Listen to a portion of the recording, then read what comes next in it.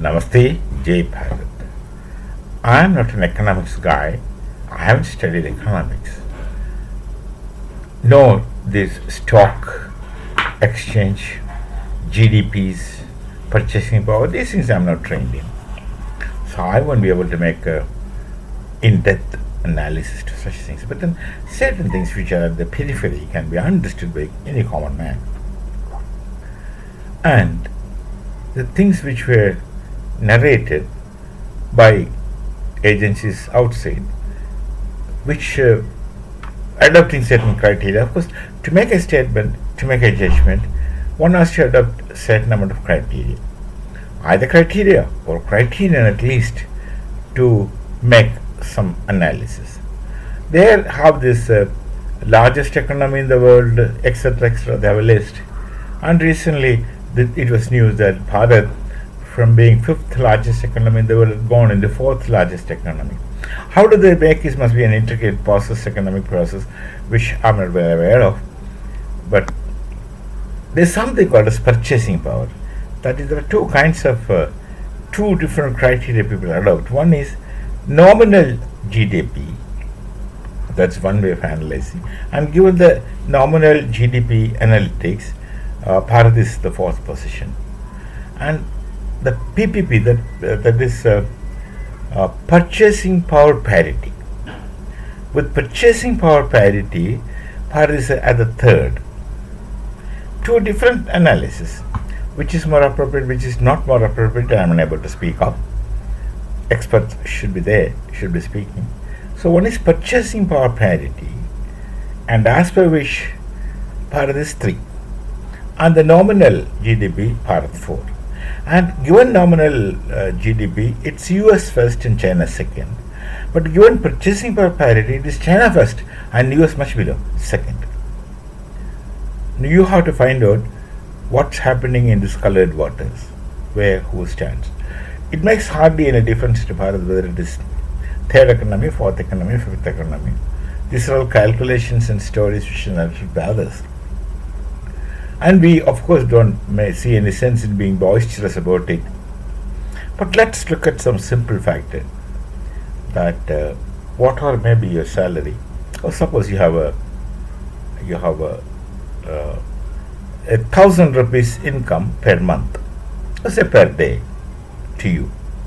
With that 1,000 rupees, what else is you can do? That's a common sense thing. I don't belong to any analysis. I'm not using any criterion. I'm just speaking common things in common sense perspective.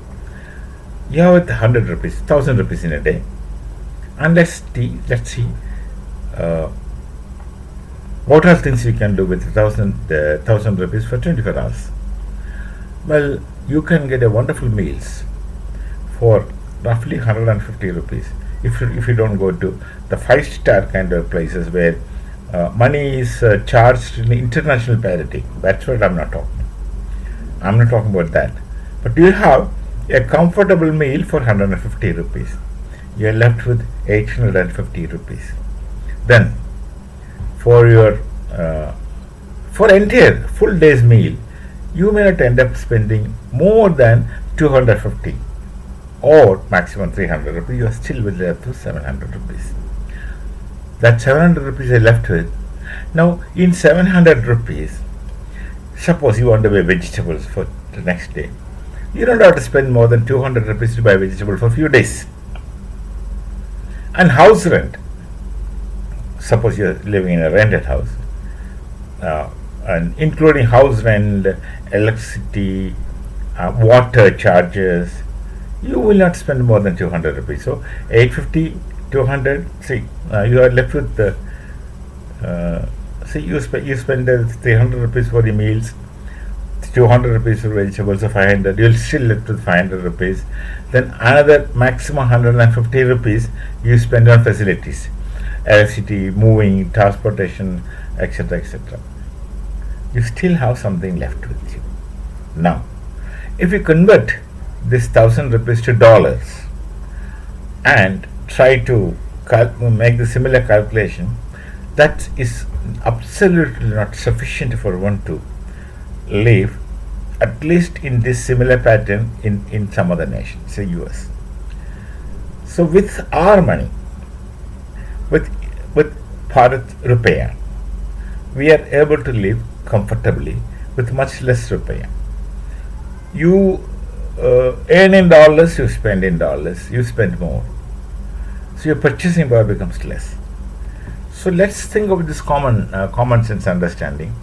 With a standard income, what we have, we can afford a house of our own, maybe through loans, and again through loans. We can afford a car. We can afford the minimum requirements of our houses: internet, air conditioning, televisions, and some bit of luxuries.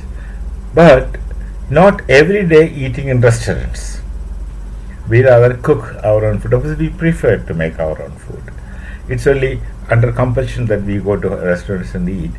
Normally, not for a show. We enjoy making food, and of course, you may call us smell curry. We are proud of it. You get free. You get to smell curry freely. Otherwise, you have to smell it in the restaurant, paying money. But we are only smelling of curry, and we don't stink of non-veg. Don't forget that. We don't. We meet majority of us fish. Anyway, this I said by casual these things. So with our income, the kind of life we have is far better as compared to someone who has more income, etc., etc. So if you look at this way, I don't say Bharat is 1, 2, 3, 4, 5, which standard, but I say the quality of life in my nation is comfortably good. They say it is third, doesn't make any difference to a common person living in Bharat. If it is third, well and good. If it is first, well and good. If it is second, also well and good. But then it's not the US who is number one, given this purchasing power parity. It's China. And then Bharat comes third. Really makes no difference, serious difference for us. We are comfortable with our income, and we get facilities. And we get facilities for our. You see, I was telling my sons also that buy our cars, Bharatiya cars, not cars assembled in Bharat, but made in Bharat, like Tata or Mahindra. These two, we have these two. I was insisting on that. Either Tata or Mahindra, no other vehicles. Maybe they're assembled. Even Suzuki makes it, so, but not even them, but our own things. Now that's a kind of sense of belonging to the nation. But then I've found out one thing. Our vehicles, our cars, the kind of facilities you get in an Indian car, and for the same kind of facilities you get in a foreign car made in India, even that I'm telling, made in India, you have to pay much more than what we pay here. So that is simple. That really is an indication or indicator one should take care of it. It makes us more comfortable, self-reliant. We get more for less money when we buy our own things. This dictum is there. We get much more than we buy from outside when we buy from inside. Facilities, and they're more sturdy, more stable, and the spare parts are much cheaper. Other spare parts are maybe made in some other country, the country of origin, which has to be brought here. They may be only assembling things here.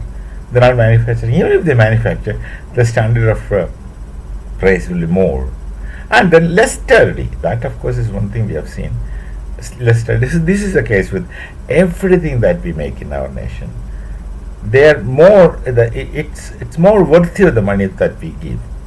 We get much more facilities with the same money, less money than what we pay more for something from outside. This is something which is interesting, and this, of course, talks about our economic comfort. I don't know, first, second, third, fourth doesn't really matter, but it talks about our economic comfort. We can afford to buy. We can afford to buy. You talk about your income, monthly income, multiply it with so many times you can buy a car. There was a time, way back, your monthly income, you multiply it with several times to buy a two-wheeler. So the difference is in front of you. So Bharat is becoming self-reliant. Of course, I need not to say anymore that it has been demonstrated to the world how self-reliant we are and how fast and sharp our technologies are. So we shall meet again. Let's be proud of our nation because we have reasons to be proud of our nation, not just because of our spirituality and Veda Upanishadic knowledge tradition, but also in the technical front, the scientific front. So we shall meet again with some other thought. Till then, Namaste. Jai Bharat and Jai Sierra.